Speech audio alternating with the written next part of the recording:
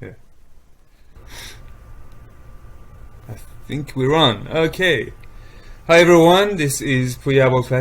I'm the founder of Kinobionic and Visospace, and also one of the co-founders of the Assistive Technology for Hands group on Facebook. And today it's my absolute pleasure to introduce you to Adina Bradshaw, who's a speech pathologist at the Shepherd Center in Atlanta, Georgia. And I've got her here so that can ask her some questions about what she does and what she's excited about. So, hi Adina, welcome to the studio. Hi. Thank you for having me. I'm so excited to be here. That's wonderful. Adina, I'd like to just, we've talked a lot before, but just for the sake of the audience, tell us a bit about yourself and how you got into the business of disability technology, I guess. Absolutely. So I am a speech pathologist, but I actually had my first interactions with assistive technology and augmentative and alternative communication when I was in high school. I worked at a camp for for children with disabilities, and some of them used alternative communication to express their wants and needs and to communicate with their peers and other people. And so I learned about this whole field called augmentative and alternative communication. And started learning about working with children with disabilities, and decided that I wanted to go to school to work with this population. So I got my degree in speech pathology and audiology, and then I got my master's degree in speech pathology. And throughout my externships or internships, I always requested to be in a place that would work with assistive technology or augmentative communication. So I was able to kind of continued to do that throughout college, and I worked in a lot of high schools and sheltered workshops, working with individuals with disabilities to help them complete their daily activities with assistive technology or alternative communication solutions. And then I went on to work in the school districts with individuals, and so I was working on augmentative communication and also assistive technology for children who had learning disabilities to help them with writing or to help them with their learning skills. And then when I moved to Shepherd Center, I started working with individuals with multiple sclerosis and ALS and brain injuries and spinal cord injuries. And so As a speech pathologist to start with, yeah? My skills as a speech Right. pathologist. And so I was able to expand my skills and learn more about how assistive technology can help with return to work, return to school, daily activities, safety, environmental control, computer access, cell phone access, and kind of like expand it out more into the assistive technology for individuals who were either losing hand functioning due to a neurological disorder or who lost hand functioning due to a brain injury or spinal cord injury. Right. And so, So you I branched really out became from... passionate about. Yeah. Yeah, I became passionate about if the patient says, I want to be able to do X, Y, and Z, trying to figure out how they can do it without using their hands. Right, interesting. So I can see this kind of story from your perspective. Once you get involved in one aspect of assistive technology, it's very hard to just be that isn't it? Because ability is a spectrum, and you need to have a holistic approach. Is that how you would see it? Exactly. And it's interesting because people will ask me when I'm working with someone with a brain injury or spinal cord injury, they'll ask me how they got hurt or what their level of injury is. And I never know what their level of injury is. I mean, I know the basic, like, there's a spectrum, but because I'm working with the patient's current functioning. And they at this point in time, what do they want to be able to do, and how can I find the tools to help them do those tasks based on their current functioning? And then as they progress, I will find other tools to help them, Yeah. or introduce other tools to help them complete those tasks. Right. So it's really working on very individualized for what the patient wants to be able to do. So for your skill set growing over time and your expertise, obviously you started at university and you had an academic introduction to this field. But then how do you go about learning about other types of assistive technology? Is it just trial and error? Is it from other people? Is it research? How do you do it? It's a little bit of everything. I'm kind of a nerd inside and outside work, so I spend a lot of time looking online, watching videos, going to conferences, reaching out to colleagues, reaching out to other individuals who use assistive technology. A lot of times what will happen is the patient will tell me that they want to do something, so I'll do a lot of research, watch videos, try to figure out how to help them do it, and then someone else will need to be able to do that same topic or same task later on. So I have that experience and that knowledge, and I can teach them. A really cool example of someone who I'm working with currently, he works in banking investments, and he does a lot of Excel documents. And Excel requires a lot of keyboard shortcuts and mousing and formulas and moving around the documents. So even something like Dragon Actually Speaking or Dragon Professional, who it's been around for a long time. It's and what it does is you can use voice commands to control the computer, but you can only do so much with Excel. So we've actually figured out how to write custom scripts for him to be able to say a forward command, and then it will input multiple formulas and data, and so he can do most of the tasks that he wants to do without touching the computer at all. And so to learn how to do that, I had to watch some videos, and I reached out to some colleagues who are experts in the software, and this individual really didn't think he'd be able to go back to work after his spinal cord injury. But once we started writing these scripts and these codes, and we were watching, just he says 4 words, and we're watching it do all of the commands he would usually take multiple keystrokes on a computer for, he was just so excited. So what scripts did you use? How did you do it? So you can write custom scripts within Dragon Professional 15. They're macros and they're custom commands. So you can do keystroke commands, and you can kind of build the commands on top of each other. Right.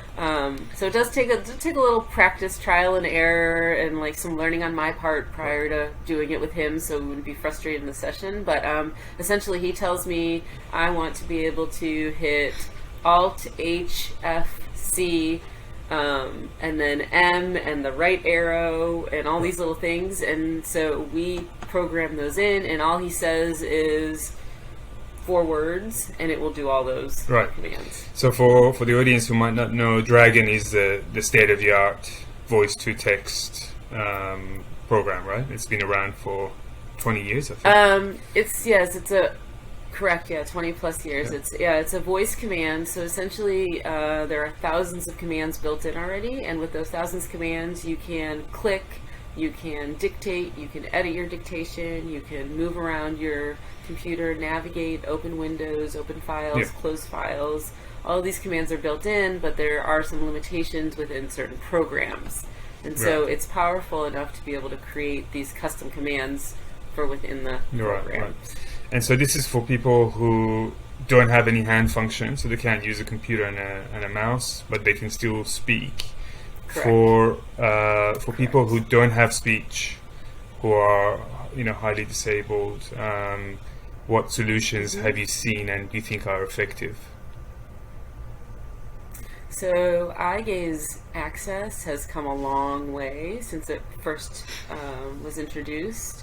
And so there are a lot of really powerful cameras available now, and actually some laptops have eye gaze cameras built in for gaming purposes, but some people are using them for computer access, and what happens is the camera is mounted on your computer screen, and there's a software that you have on your computer, and the combination between the camera and the software allows you to use your eyes as a mouse to stare at selections on the screen and then single click, double click, click and drag, Right. scroll, all by just using your eyes. Yeah. And you and I have also talked about EMG enabled controllers in the past, such as Controlbionic's Neuronode. What has your experience been working with those types of devices? Those are incredibly powerful devices because if an individual maybe only has the ability to blink or move a small muscle in their body, and has maybe some eye gaze control, but can't move their eyes maybe left and right, but can move them up and down, or can stare but can't stare for a certain amount of time, they can use the combination of the switch and the eye gaze to make any selection that they may want on their computer. It sort of like adds a degree of freedom to, and then that also to the things they can do. Yeah. What else? And then it also that particular system uses a communication software also. So for the individuals who can't speak, they can use their computer as a speech generating device for face-to-face or over Zoom calls or virtual calls or calls with their physicians, and control it with the eye gaze or the switches. Yeah. I would say the extent to which technologies like this have touched people's lives are unimaginably different to what they used to be 20 years ago with people in similar circumstances. Absolutely. So it's a really exciting kind of even field. 10 years ago. Yeah. Do you foresee any big changes coming in that technology space? Do you see like brain control, like Elon Musk's Neuralink or anything similar coming in and really like changing the game? Yeah, there's been a lot of really amazing options for and research about the brain-computer interface. It's been around for 10 years, and that's another thing that they've been researching, and they're really trying to make it commercially available and functional without all the wires and support that's currently needed. Yeah. There are some really cool technologies being developed for individuals to use like a mouthpiece, like a retainer in their mouth, and then they can use their tongue to touch the retainer to control the computer, or can use breath support to control it with the retainer in their mouth. So maybe a sipping or a puffing or a blowing will activate a switch on this retainer. So there's some really cool things out there. Plus, eye gaze access keeps getting better and better. For a long time, you could not use the eye gaze cameras if there was any sort of sunlight or backlit options. And so the cameras are now, you can use them out in sunlight in the community, and so you're not as restricted. The technology with the eye gaze is also getting better and better for individuals if they, might have nystagmus, which is, eye movements that are not typical, or droopy eyelids. So the technology just keeps getting better and better. Of course, yeah. I hadn't thought about that. That's interesting.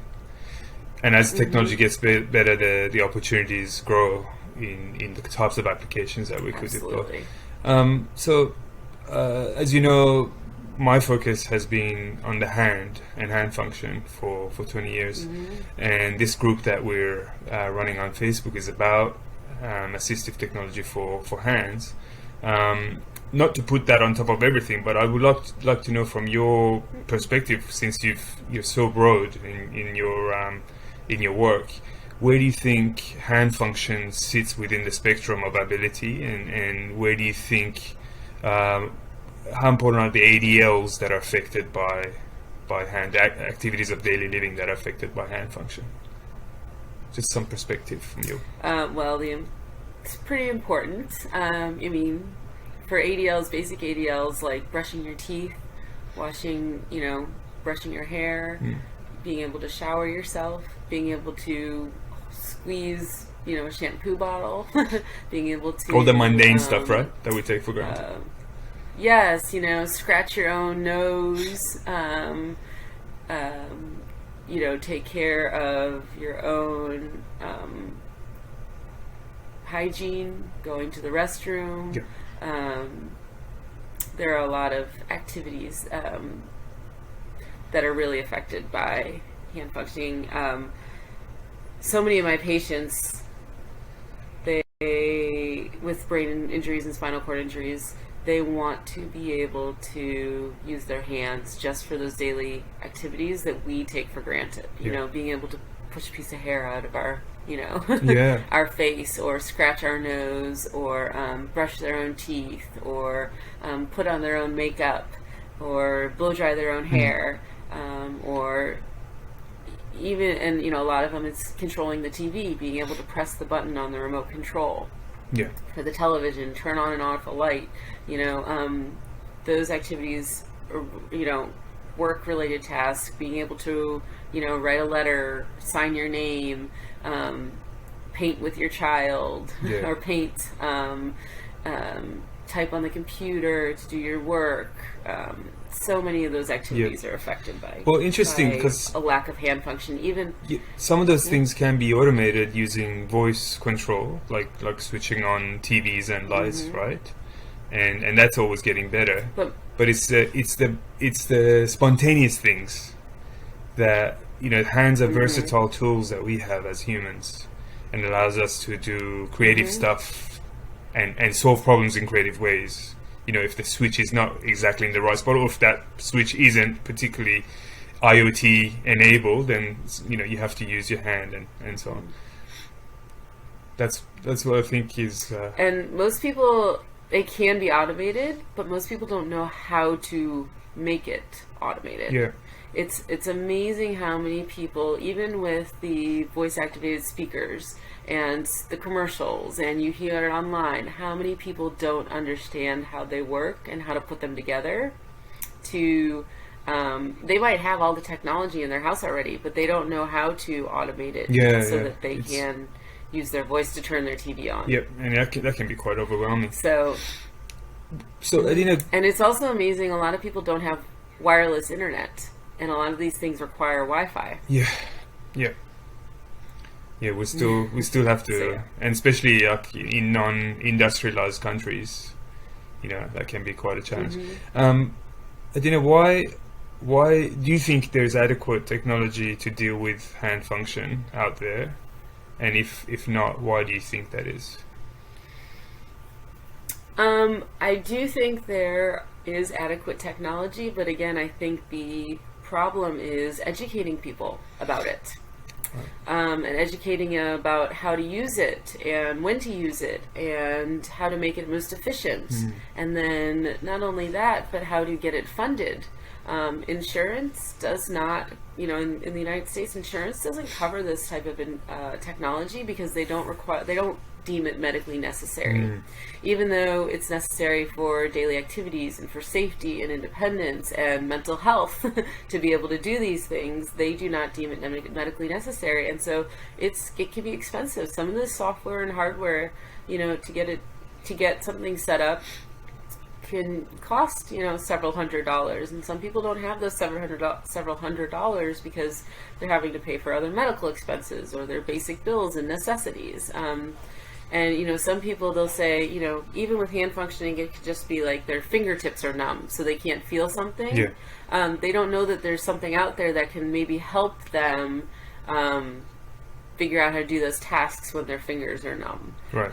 So really, I feel like a lot of the problems, in my opinion, are education, experts who can evaluate and give them the right technology, because you'll get people that'll say, hey, here's some technology, but it won't be what's right for that patient. So really getting a proper evaluation, or that individual. And then also, how does it get funded for these individuals? So yes, so to answer your question, yes, there are plenty of solutions. It's just getting the solutions to the individuals who need it that I think is the biggest issue. So the tech solution is out there. It's the infrastructure and the other parts of the equation that are missing. Do you see any solutions for that in the next few years? Or what would you suggest if you were running the world? If I was running the world. Some solutions, I think, is to better educate people on how to trial solutions and get to individuals who have the experience and the expertise to provide proper solutions. There's so many factors in this. For example, if you Google iPad access for spinal cord injury, there's a piece of technology that will show up because of Google search engine words, and that piece of technology is phenomenal, but it's not necessarily the best piece of technology for every individual. And so yes, the technology's out there and you Google it, and someone buys it and it's a pretty pricey piece of technology, but then who teaches them how to use the technology? Someone will be very well-meaning and buy it for an individual who they think can use it, but nobody will teach that individual how to use it, and it might not be the proper technology for that individual. So it's there's so many layers to it. It's getting people educated about proper evaluations and proper trials and the technology, and then having the infrastructure to be able to teach that person how to use it and set it up and troubleshoot it. And then also having someone who can purchase the technology for that patient so that when it breaks or they need an upgrade in a couple of years, that there's the funding to get it upgraded and fixed. So there's so many layers. So many layers. If we had millions and millions of dollars, I would have facilities in every city that anybody could go to. Or, pay, even virtually, you can at least, help people figure out solutions virtually, but, you have to pay somebody for their time, and then you have to pay for the solution. So I don't know how to answer that question because there's so I think you've kind of answered it. What you're saying is that the problem doesn't solve itself. You need deliberate mental, I guess, energy and funding to be put into that direction to solve these problems. Otherwise, they're not going to solve themselves. I think the difference between standard technology for the masses, like iPads and iPhones and so on, that people end up adopting over time, is a very different process in delivery to things that are very specific to each person's needs. And I think that's the challenge from a tech development point of view, is that you can develop something for the average person, and then you've got the entire masses. More or less everyone's going to be similar in their usage of that device, but someone with a disability is always unique, and that's a huge challenge for creating something that can scale and reach people.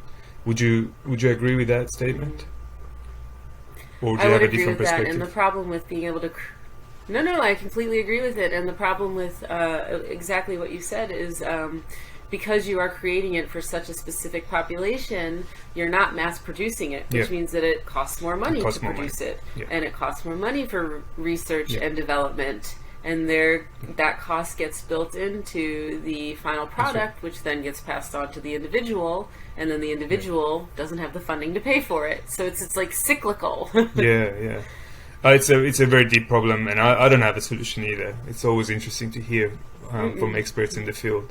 So we're I think we're kind of going a bit over time, but this is fascinating to talk to you. So I just wanted to ask you something very pertinent. The COVID era. How do you think COVID has affected the lives of people with disability, at least in the US, where you're based, and where are we going with that? I actually think it's accentuated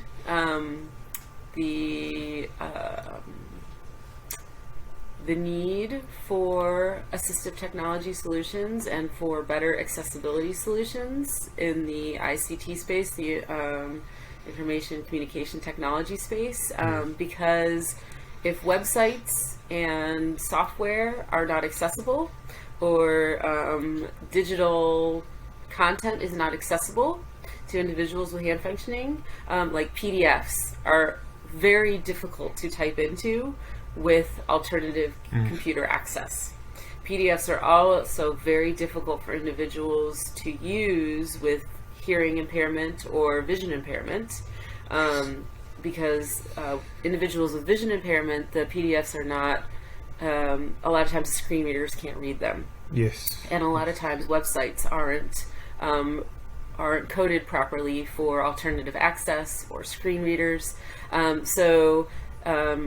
For example, a lot of individuals may have to do virtual appointments now for their providers. And if the software that the provider is using is not accessible via voice commands, screen reader, doesn't have the ability to have closed captioning, that it's not accessible for everyone. And so I really feel like there's been a larger divide between individuals who have the means to use accessible technology or have assistive technology to do it, and the individuals who might not have caregivers there to use the computer or the phone or the TV for them, and they also do not have that technology available. So, for example, when a lot of the hospitals started closing down and not allowing visitors in or people with individuals with disabilities who had caregivers who couldn't come in to help them anymore because of COVID, they were left with the inability to use their phone, computer, TV, call for help in an emergency because their caregiver wasn't there anymore, and they relied on their caregiver's hands to do a lot of those tasks. The so isolation. it was like a much bigger problem than just it's isolation, and then not having the technology, and then the technology that they did have might not been accessible or usable with the technology that their providers or their family members had. And it was definitely eye-opening to see how many people with decreased hand functioning or disabilities were reliant on other people to complete these tasks for them. Yeah.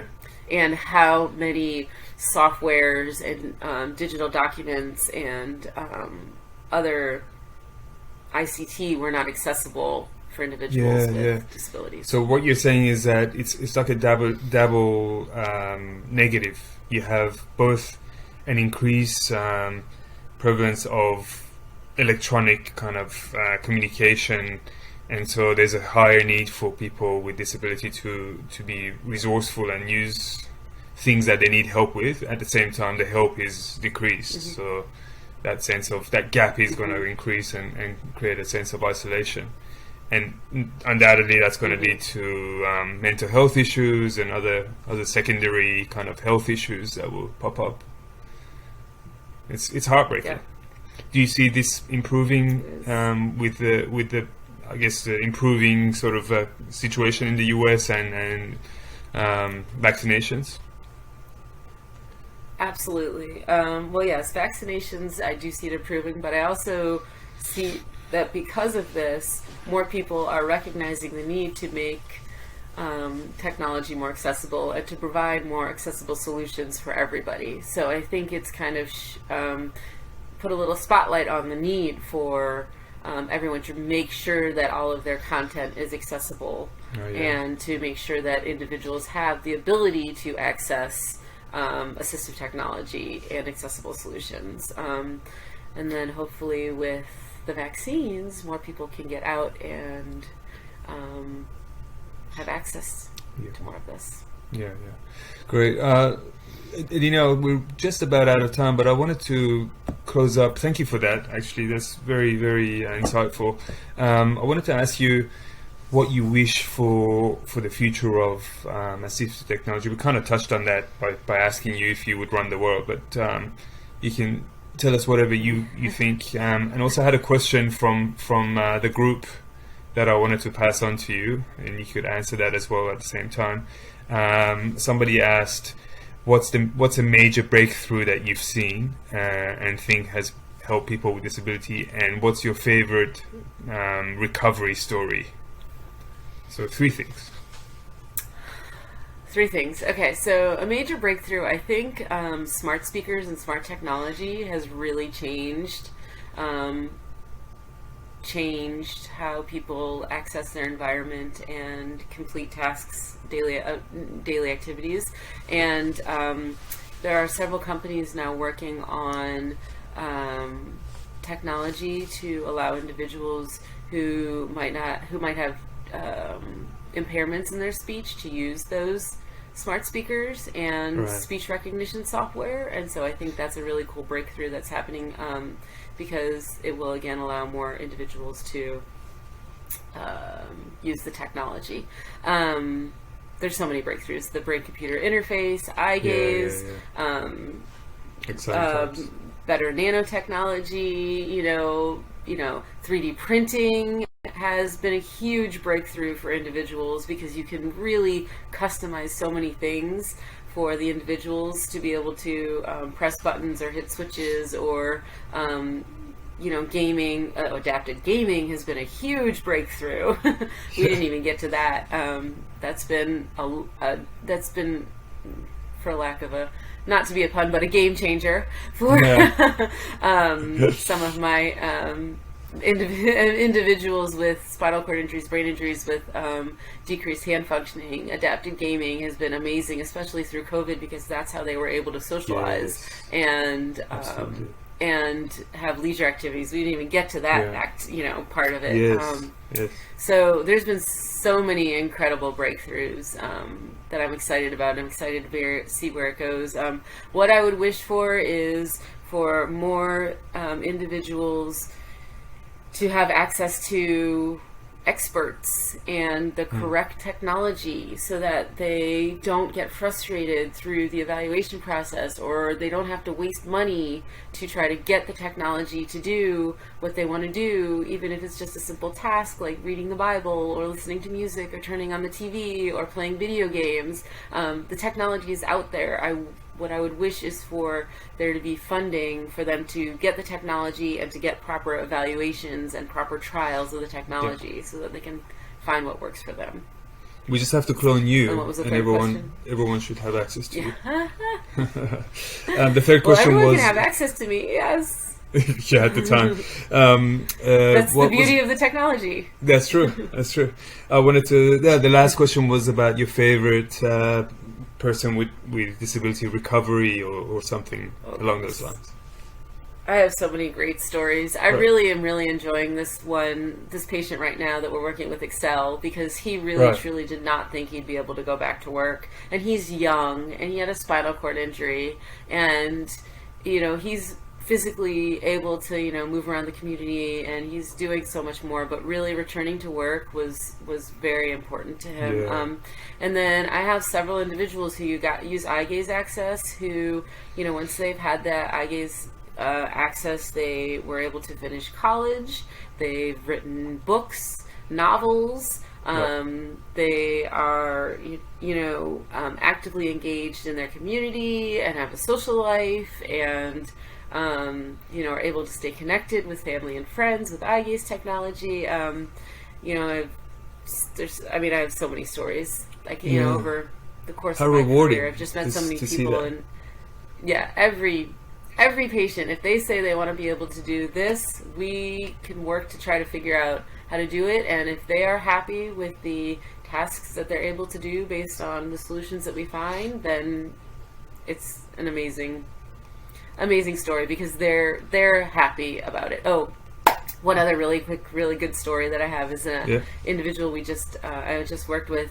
He is a photographer, and he had a spinal cord injury and has decreased hand functioning, and we worked for a very long time for him to be able to figure out how he would be able to maneuver his cameras and press the buttons on his cameras and edit the photos by himself. And we successfully figured it out. He was out there taking photos of a road race recently, and he edited all the photos that he took. And so it's but it takes time to figure out what the solutions are going to be, and so it was really awesome for us to be able to figure those solutions out for him. That's wonderful. Thank you so much, Adina. I really admire what you do. Thank you. And I want to be like you. What I wanted to ask you is, you said people can get in touch with you. Do you have any particular, I guess, contact detail that you'd like to share, either on LinkedIn or Twitter or something like that? Yeah, you can find me on LinkedIn. Yeah. And on Instagram, I have a page that I was keeping up with, but not, hopefully I'll be able to keep up with more. It's called Speech and Gadgets Nice. on Instagram. Oh, I can put the link on the post. Yeah. And then on Twitter, I have on Speech and Gadgets on Twitter also. And then LinkedIn, Speech and Gadgets. Adina Bradshaw. Okay, great. Yep, at Speech I'll put and those. I'll put those in the notes. Thank you again for your time. I really appreciate it. Thanks for being part of our group and for being our friend. Really look forward to seeing where you go in the future and all the magic that you'll do. Yes, keep in touch. Looking forward to talking soon. Thank you so much for having me. Cheers.